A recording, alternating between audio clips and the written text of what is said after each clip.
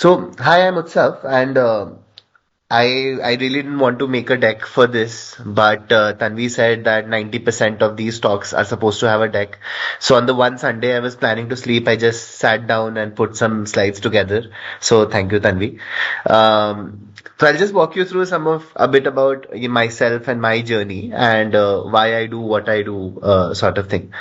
So in this talk, I just want to discuss about why I transitioned from management consulting to social impact, how I still use whatever I learned at IIM Indore or within management consulting in my current work, and what I feel is a takeaway for all of you for anything that you want to do in a similar line in the future.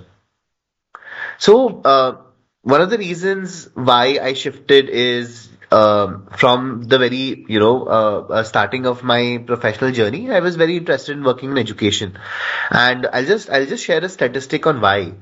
And the statistic is that out of 260 million children in India, 90% of them are not grade appropriate. What exactly do we mean by this random statistic? 90% are not grade appropriate. Essentially, it means that you don't deserve to be in whatever grade you are in. Suppose you're a student of class 10, that means that you won't understand whatever is being taught to you in class 10. So if you don't understand whatever is being taught to you in class, then what the hell are you doing there, right? Like, how else are you supposed to learn? How else will you progress? Imagine if you enter PGP2 and the concepts which you've been taught in PGP1 are not clear to you at all. You won't be able to learn anything in PGP2. You won't be able to grow in whatever career you are choosing to grow in. But that's the sad reality of most of the children in India today, majority of whom study in government schools. So, just this statistic I felt is something very troubling. None of these are my slides. These are all slides from my company, ConveGenius's deck and research. But I'll just use it to share, a bit about my work. And this just is a symptom of a larger problem in education in India today. Education in India today is plagued by a very bad system. It is mostly focused on rote learning. There is a lot of effort just to prepare for exams. In class, 9 to 12, the focus is just on getting good marks in board exams. After class 12, the focus is just on clearing some random exams because they act as filtering criteria to get you into some good college. Within those good colleges, the objective is to pass exams to get to the next year, and then the objective is to get a job. Nobody is studying for studying, nobody is studying to learn, nobody is studying to, advance themselves intellectually. But as a consequence, what is happening is that our system overall is failing. Our system is failing in letting a vast majority understand what they are studying in classrooms, understanding basic competencies. And while we are becoming some sort of educated society, we may not be becoming a literate society. We may not be becoming an advanced society. We may not be becoming a smarter society. And if we are not able to, fulfill basic education requirements of even literacy, of advancing in education, then we're wasting India's demographic opportunity. There are some statistics to the right of the slide. There are around 260 million students in school education in India, around 155 million in college education, and 175 million who are doing some sort of skilling program, etc. Now, this approximate figure of almost 500 million of India's youth are not getting the best opportunities they can. And how can India become any sort of advanced country? How can we achieve the dream of Viksit Bharat if we are not able to fulfill the aspirations of these 500 million people? And there are a lot of issues related to this. The system works in a very reactionary way. It's a very input and output system. Everything is driven by intuition. Data is not followed. The system itself is not capable of also of improving. The system run by government machinery, government bureaucrats, government employees may not have the required skill level of our current generation to improve on things. So overall, there is an opportunity, a real opportunity in India to transform the life of 592 million people. 592 million people, is higher than the population of many countries. If you look at all of Europe, this is higher than the population of European Union, and that's a group of very advanced economies. And we have the potential of building an entire European Union with half the population of India. But that opportunity somehow is not getting the required focus that it can get. So how can we as individuals contribute something to this, right? My thinking thinking and my motivation also comes from the fact that I, as a talented person with some brains, may use my effort towards doing something productive, something which is larger than myself. So how can I do that? That is something which was always on my mind. So I'll share a bit about my journey and where I ended up working on these big questions. I started my journey at IIM Indore, like all of you. I was part of the IPM batch 2014 to 2019, graduated in 2019. When I was in college, I got to interact on a lot of, social impact related initiatives. I was part of IPM social committee, social placements committee. With that, we got to do a lot of things related to education, social impact, and we used to run a night school, which you can see in some of these photos here, where we would teach, children who would be working in the night mess, wake up at 4 o'clock in the morning, take 2 or 3 classes to get them, to do some basic literacy so that in the future they could join regular schooling again. So overall, I could really see that, as individuals, if we contribute towards doing something which could have a transformative impact on the lives of others, it's not just fulfilling for you, but it also builds into something larger than yourself. After my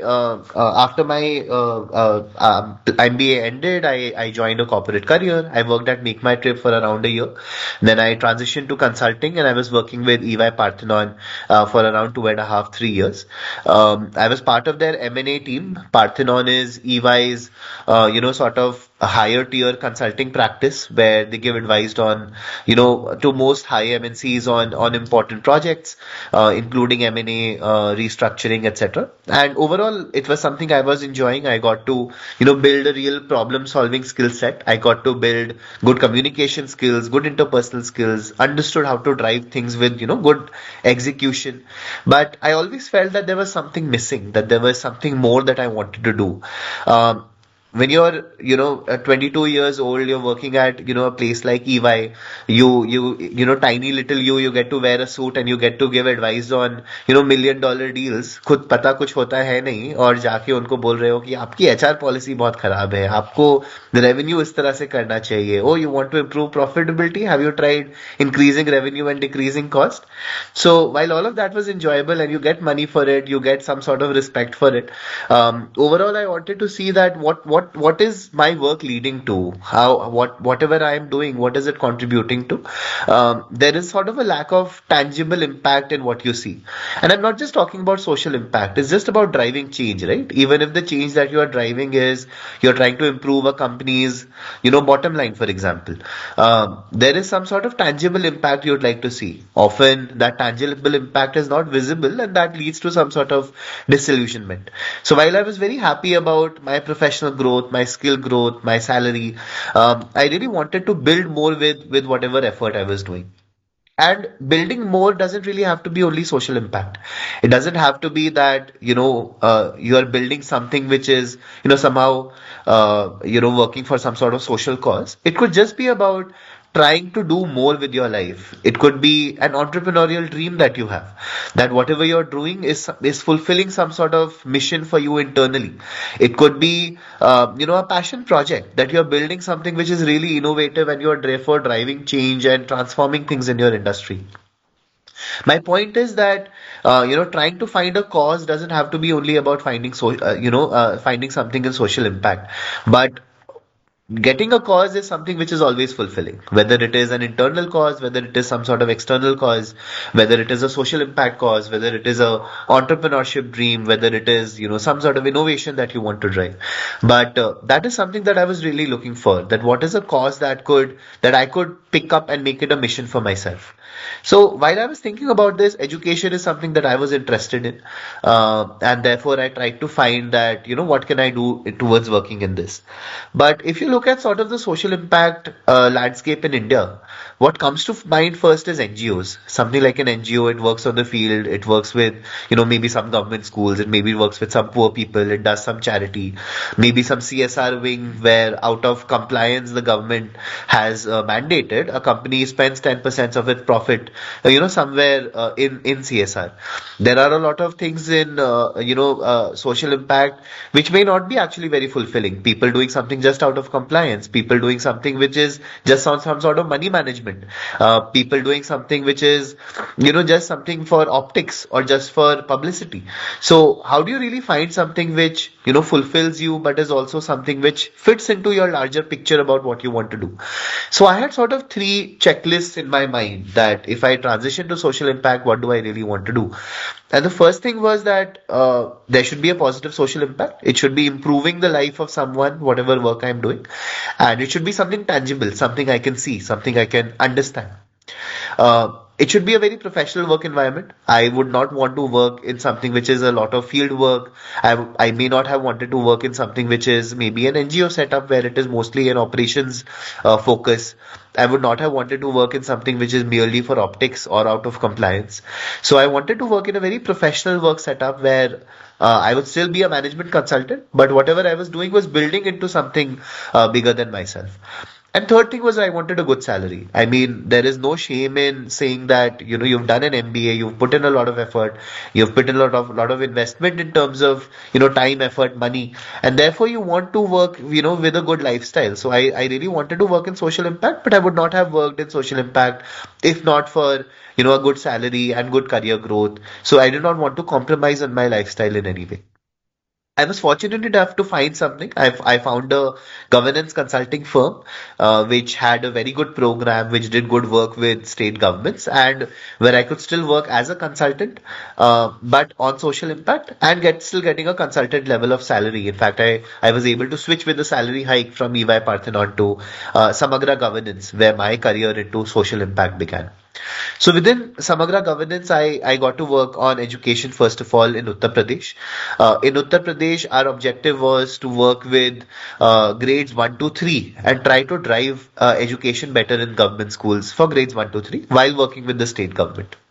So I got to design programs, design strategies that the state government could adopt towards improving education. Some of that involved improving teacher training, for example. Some of it involved improving state governance, for example. Some of it involved changes in policy. Some of it involved building technology that could be used in classrooms for better learning. So overall, I got to explore whatever were the intricacies of, working on education. I got to do some visits also to schools, to villages to see what work I was doing, how was it influencing change in the lives of those people. And once you start working on that, you really get to drive it with passion. I got to meet teachers who were very happy with sort of the new material we had designed, for example. I got to work with children who really enjoyed the tech tools that we had built for them to get, fun experience in education. And I got to explore a lot of Uttar Pradesh and got to see, life in the state outside of metro cities. I worked as an associate in Uttar Pradesh for a while. I eventually led the team that was changing programs there. I got to work with senior bureaucracy. In this photo, we're having a midday meal in a school, and I got to, do this on a regular basis with the directors or principal secretary, senior level IS officers, who we got to advise and who we got to listen to, and we got to see their perspective while working on a cause as large as making Uttar Pradesh into a Nipun Pradesh or a educated state. The most important part of it, I wanted to see some change. I wanted to see some tangible change coming out of my work. And that was very visible. So this is a screenshot of the recent NAS study done by the government of India, where Uttar Pradesh emerged in the top 10 states in grade 3. If you see grade 9, Uttar Pradesh is still in the bottom 10 states. So that's a huge transformation for a state which is generally perceived as having a lot of challenges, especially when it comes to education, where the sort of structured work that a management consultant can do over time can build to a lot of real change on ground in improving people's lives. Imagine a whole generation of students, if they emerge out of primary education with better understanding of whatever they are doing, maybe they'll transition to higher grades more. Maybe they'll transition to college more.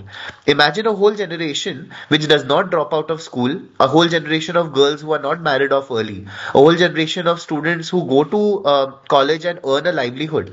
Imagine you're transforming the economy, transforming the demographic of a state for an entire generation. So that's the sort of tangible end goal that we were working towards, and it's really positive to see early shoots of the work that you are doing.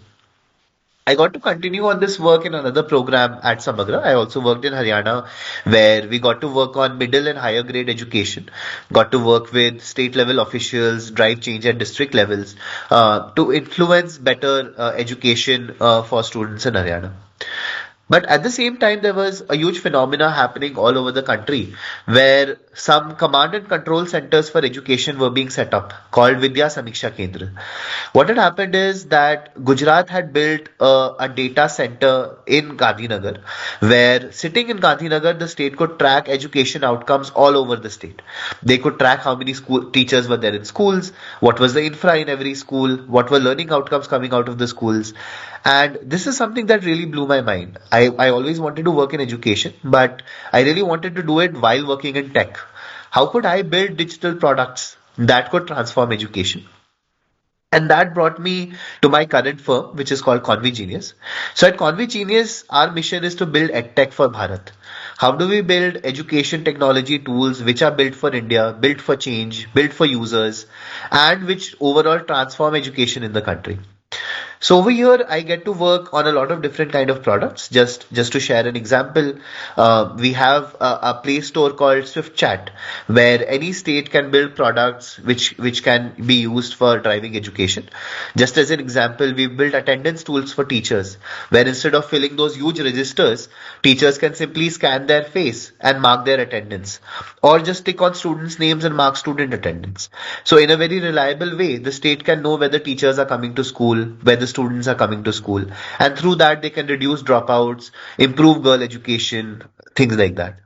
We get to build very simple assessment tools so that we can track how students are faring across the state. Imagine in a huge state like Uttar Pradesh, getting to see how over a 1 lakh students are studying and driving change related to them. And we get to build very smart learning solutions. So a student gets to see a nice paragraph, they read a paragraph into a phone, and we can see how well their reading abilities are. So we get to build very simple products which are advanced in technologies but simple to use so that we can drive change in education in the country. And overall, all of this builds into a national mission as part of the Prime Minister's policy, where these Vidya Samiksha Kendras are being set up to, track education better and transform education better. Now, this brings me to the original question that we started off with, right? That there is a huge opportunity and we get to work on that opportunity. So I've been very fortunate that while still being essentially a management consultant, whose everyday job is to do, some sort of requirement gathering, doing some sort of problem solving, and then working with a client to solve that thing.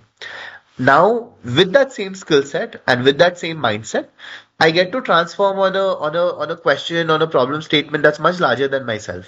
It's not just about improving, a company's bottom line from 100 million to 200 million. It's actually about tangibly changing people's lives, and that too, at a scale of 592 million people.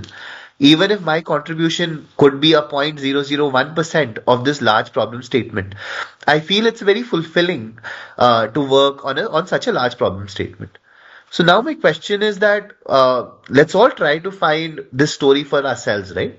Find a cause which is bigger than yourself and bring your talents to solve it. All of us have invested a lot of time, effort, money in our education. Being at IIM Indore, cracking, the things that we are doing is not an easy job. And therefore, the sort of problem statements our country is facing today and the sort of problem statements we'll all face in the future are also not simple. And that needs the best minds of our country to work on it. So find these causes that are bigger than yourself and bring your talents to solve it. You don't need to compromise on your lifestyle or on your work or on your, any of your efforts towards doing this. But it's great if you are able to find this cause. It could be a social cause. It could be, a sort of personal cause. It could be a mission. It could be an entrepreneurial mission. It could be some sort of innovation that you want to drive. But it's good to find these causes and bring yourselves towards working on these causes so that, all of the effort that we've built in, we can use it to the best of our ability. So that's a little bit about my journey, and we can discuss in a more Q&A method now. But that's a larger message that I would be very happy if you take away that let's find a cause which is bigger than ourselves and bring ourselves to that cause and enjoy ourselves while we are doing that. So yeah, that's a little bit about my journey, and happy to discuss with all of you. I have a question if that's all right. Yeah, yeah, Uh, sure, please go ahead. So hi, what's up? So my name's Amod. I am an IPM student from the 21-26 batch. So in my experience, the first 3 years, the field trips that we took in the undergrad, plus the rural immersion program, sort of builds in this empathy for people who are not like you. So I, for example, me, I come from a very privileged background, and therefore that is the kind of empathy that sort of those experiences have built into me. But I want to know from your perspective, what has that empathy, how that empathy has played a role in your career, both at Samagra and at ConveGenius. Yeah. No, that's a very good point, Amod. And I would say empathy is important everywhere, right? Even if, so I was working in Make My Trip, and my work used to be digital marketing. We were encouraged to think how would this, ad campaign lead to more hotel sales. Now, even if that is happening for, just to improve hotel sales, you need a lens of empathy to solve for that, right? I really had to think, okay, अगर मैं किसी को add दिखा रहा हूँ कि जाओ make माई trip पे होटल बुक करो, तो कैसे सोचेगा वो इंसान. Now that lens comes from having some sort of empathy, but I would feel that in social impact that lens is much more important than in any other place, because you've not lived the life that somebody else is living. When you're designing a product that will be used in a government school somewhere in rural Uttar Pradesh, where people are struggling with internet, where they have very old smartphones, where internet speed is super low, how does your product really solve for that? So वहाँ पे having a very strong user centric lens is very important. So for example, in my company we call our product Swift Chat Lite because it works on very poor internet. It downloads very easily. All of our products work in a chatbot sort of way. So you ask a question and then you answer a question. So everybody understands chatbot. WhatsApp use करना सभी को आता है. तो अगर आपको WhatsApp use करना आता है तो आप ये भी यूज कर पाओगे. हम आपको कुछ Microsoft Office नहीं यूज करा रहे, बहुत आसान प्रोडक्ट यूज करा रहे हैं. So having that user centric lens comes from that empathy, and it's more important in social impact than anywhere else, because you've not lived the life that your user is living, and therefore you need to solve for that user in the right way. And I think this is a problem in social impact. A lot of time, funders, sponsor big programs for something which is good for optics, but it may not really solve for that person's life. A very clear example is that if you go to any government school right now, the teachers always complain there is too much happening. Earlier, the problem used to be ki we don't have resources, we don't have X, we don't have Y. Now the problem is there are too many initiatives happening. Every day I have to fill 10 forms to see whether I have done this, whether I have done that. So nobody's thinking from that user's lens, that that user is there to teach. That user is not there to do a lot of manual work. So again, coming back to the main point, yes, empathy is very important, and empathy to help you make a very user centric product is also very important. And whether you are building something for social impact, or whether you are an entrepreneur designing a product, an app that will be used by multiple people, that empathy plays a very strong role in doing it better. Thank you for that answer. I have a follow up on that. So maybe if you could like take an example of maybe your first project with Samagra and your understanding of what the reality was versus what it actually was on ground. Did you find a gap there? And if so, in your very first project, how were you able to somehow, cross that gap and sort of understand the other's perspective as well? Yeah, no, that's a good question. Um, so in Samagra, we had built a reading app. Okay. So this was an app where a student could see a paragraph, and they could read out that paragraph into the phone. The phone automatically heard their voice and would tell the teacher whether that student is reading in the right way or not. So basically, it could guess that is the reading speed fine, is the pronunciation of all the words fine. So that sort of input the user could get. What we did is we launched a campaign to get this started. We mandated it for every teacher to use this app with every student. We said that the results will be tracked at a state level, so it's mandatory to use. Everybody must use it. We'll come on inspections to see if you are using it or not. So the app went viral. We got like 1 crore monthly users, which 1 crore monthly users is insane. Matlab, none of any startup founder would be envious of about having 1 crore monthly users. 5 months after development. When we went to the field to understand that things are going great, we are meeting all of our numbers. Clearly, learning would have transformed on the ground. What we saw was. Instead of using it as a practice app as it was originally intended, everybody thought this is an assessment which is happening.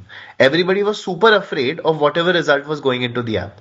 As a result, what was happening was they had taken screenshots of the paragraphs loaded in the story, printed them out, stuck them on walls of the classroom, and every student had literally learned rote learning of all of the paragraphs, and they were just reciting it on the app. What was happening was nobody was understanding, nobody was reading as was originally intended. Everybody had just learnt all of these paragraphs which were there in the app, and they were just reciting it into the app. Now, that's a very clear example of something designed in the right way but implemented in a very wrong way. It was designed as a practice tool and encouraged for you to improve your learning. Everybody was so afraid. The system was so afraid about using it that instead of encouraging understanding, it had just encouraged rote learning, the very thing that we wanted to solve. So that's a very clear example where you don't understand how the user reads a message, how the user understands implementation.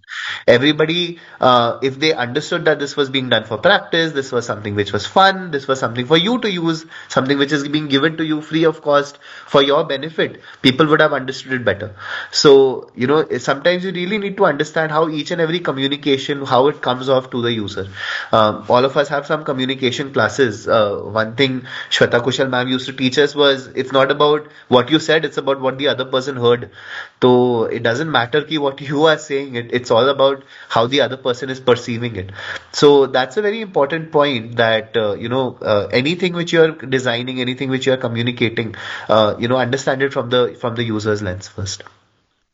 Working in the social impact space often requires a deep engagement with the government system.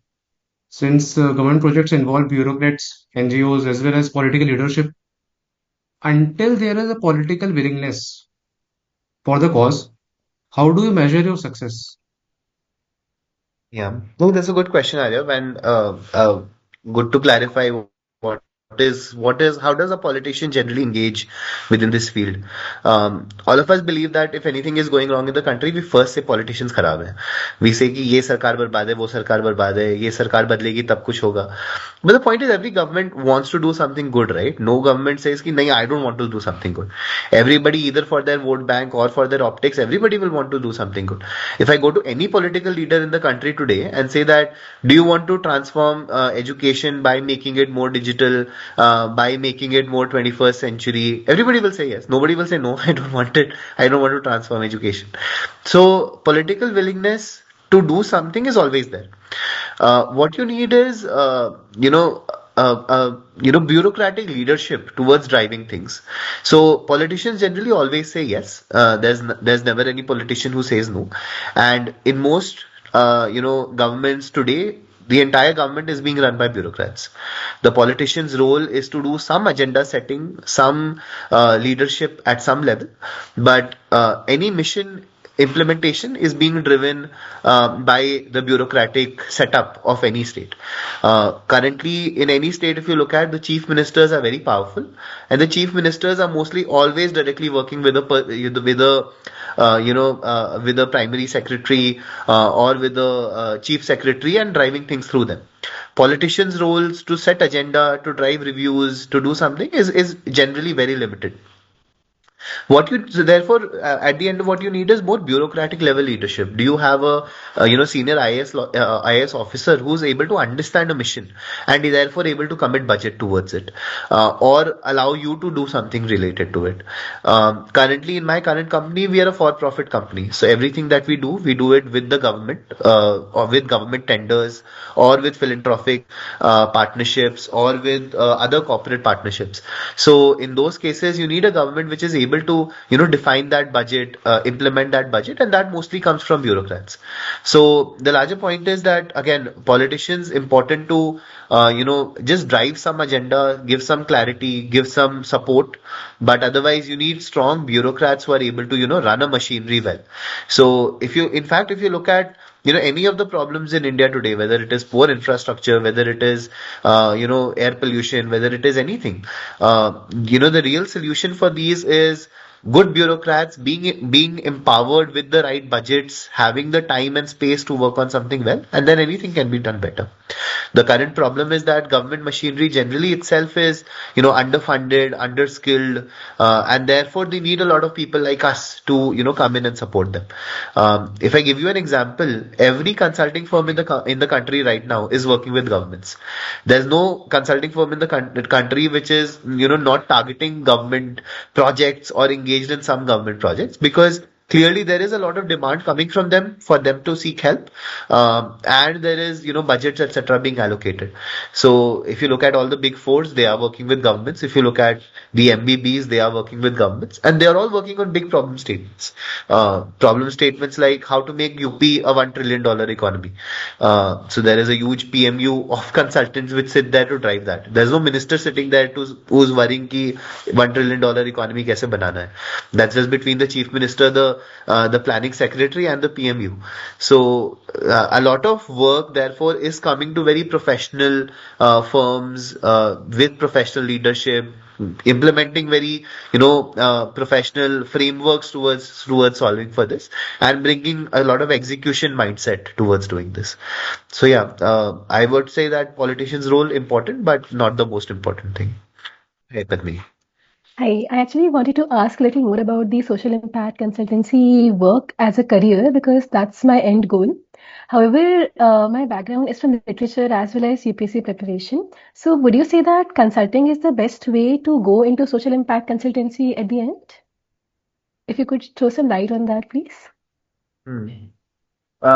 Initially, I was also of this mindset, end goal mindset, that थोड़े time पहले ये करूँगा, फिर ये करूँगा. So always a feeling that this I'll tick off some box first, and then I'll go to social impact consulting. I ended up doing that because it took me time to figure out what I wanted to do. But I would suggest that if you are able to find something which again has a professional work environment, gives you the good salary, and fulfills whatever cause you're trying to work for, then there's no reason for you to defer going into that. I would say for going into social impact, it's not social impact consulting going via consulting. Yes, it would be helpful, but not really necessary. Generally, what I have seen is that what is looked for is a more problem solving mindset and capability of doing good execution. You may have done that in a strategy role. You may have done that in a founder's office sort of role. You could have done that in a more operation sort of role also. What is important is demonstrating that you have driven things well, that you understand how to work collaboratively with a lot of people, that you are able to do good prioritization and planning. That sort of becomes very important. In fact, my firm ConveGenius right now, we are hiring, and while we're a tech and product company, it's not necessary that we are looking for tech and product people, because more importantly, we are looking for people who understand how to work well together, who have a problem solving mindset. So essentially, you can be a consultant without being in a consulting firm, because the sort of problem solving mindset, structured thinking, execution skills you could be doing anywhere, in fact. Okay, thank you. That helps a lot because I was worried about the background being an impediment or something. But okay, thank you. I have another question, sir. So, with ConveGenius and probably with Samarga as well, I think monitoring and evaluation is an important part because what you can measure is what you can control. In that sense, in a conventional corporate structure, the control or the things that are to be measured are all internal. While I think for ConveGenius, the things that are to be measured are external to the organization. The learning outcomes, for example, or the teachers, how much they're present in classes and all of those things. They're external to you. So what difference does that happen vis-a-vis, for example, your Make My Trip experience? The KPIs that you had were probably internal and measurable directly through the company, but some of the KPIs that ConveGenius probably measures are external. So what difference or difficulty do you find in that? Yeah. So I don't see really a difficulty because essentially when we working with the government, we're essentially a consultant to the government, and we're advising the government on how to drive KPIs for them. So it's not our target, it's the government's target along with us towards improving attendance, for example. So internally, while we have our own targets related to improving revenue, driving better products, reducing tech downtime, for example, improving our processes, for example. While working with the government, the projects, KPI or the missions KPIs at the end learning outcomes and everything that is building into it. So whether it is improving attendance, then that you're working collaboratively with the government to improve attendance, for example. Or if the KPI is improving learning, then you're working collaboratively with them to improve learning. So if you're able to see that maybe attendance is not working out, then we would be very happy to go out of our way and say that you've already bought and implemented our product. But along with it, maybe you should do this sort of campaign and we'll give you data towards doing that. And therefore your attendance will improve. Or if we're able to see that while the state has already purchased our product for improving learning, and we are able to see that there is still some gap remaining, we are more than happy to give the data and insight to the government to tell them that this is the next thing that you need to improve, whether you do it with us or you do it by yourself. But that's an idea that you're very right in whatever gets measured gets improved. Governments by themselves may not have the lens towards measuring and improving on their own. So advice from right partners there is very important. I had a follow-up on that. So some of the KPIs that you mentioned, for example, the attendance issue or the learning outcomes, might sort of be long-term also in time, in terms of time. So I want to Right. understand what is a typical project duration like, and how long are you engaged with, say, any government or any mission that you are working on? Yeah. So we're a very tech and product company. So generally, when we're working with the state, it will have some sort of capex and opex phase. This is very similar to if Microsoft was selling a solution to the government, or Microsoft was selling a solution to any other MNC, or we are selling a solution to the government. So a capex phase is when you're building the product and supplying it to the government, and then the opex phase is when you're maintaining that product and giving any advice or data related towards implementing that. So generally, any project is at least 2 to 3 years, and then we keep extending that basis our relationship, or basis new projects that we are supplying. So generally, right now, every state is on VSK 1.0, and couple of states have started transitioning to VSK 2.0. So you buy first product. Internally we keep iterating and improving our products, and then if the government is interested, they buy more products. So we generally have a 2 to 3 year life cycle with the state, typically. And within this, there is a lot of things that you can achieve. Maybe you may not be able to achieve, the full learning outcome examples, but you can drive a lot of change in attendance, for example. You can drive a lot of change in administration, how it runs, for example. You can drive a lot of change in teaching, in teachers training, for example, or teacher skill level, for example. So governments also understand what is possible, what is not possible, and we also help them understand what are interim goals. You may not be able to fully improve your board exam results from average 60% to average 80%, for example, but maybe you can see some small transitions started to happen, or maybe you can put the foundation in place so that you are able to do things long term.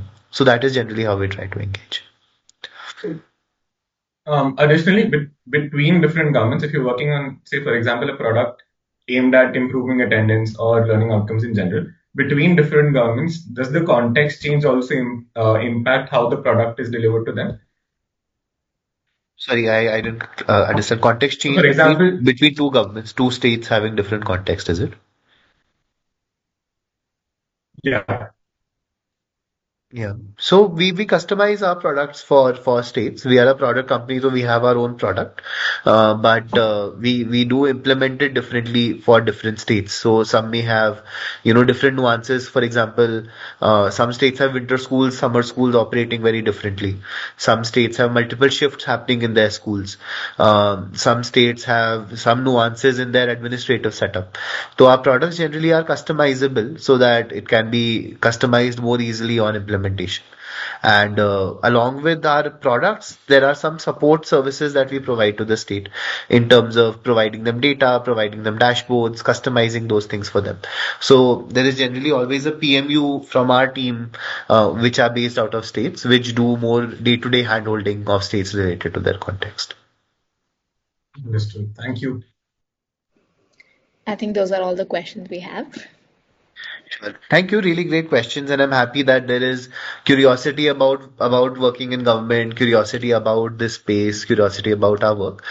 Feel free to connect with me on LinkedIn and stay in touch. Whatever you're doing, happy to discuss and help. And the larger message is that it doesn't really have to just be social impact. Finding a cause can be personal, can be in much more different facets. But if you're able to do something for a cause, then you're able to do it with much more passion and make it a mission in life. So yeah, wishing you all the best to do that. And yeah, keep in touch. Thank you. Sure. So yeah, on behalf of the alumni committee, I would like to extend a heartfelt thanks to Mr. Utsav Thapliyal for joining us today and sharing his thoughtful insights. Your talk on management consulting and social impact offered a meaningful perspective on how consulting tools, structured problem solving, and collaborative leadership can be applied to address some of society's most complex challenges. Your clarity and passion for impact-driven work have truly inspired all of us to think about how management principles can create value not just for organizations but for communities at large. I would also like to thank our professor, Manish Popli, Chair, Alumni Affairs, for his continued guidance and support. A special note of appreciation goes to the Alumni Office for their dedicated efforts in making the session possible. And of course, a big thank you to our engaged and enthusiastic audience. We look forward to welcoming you again at our next session of Wisdom, Pragnya, the Alumni Talk Series. Thank you again and have a wonderful day ahead. Okay. Thank you, everyone. Have a great Sunday.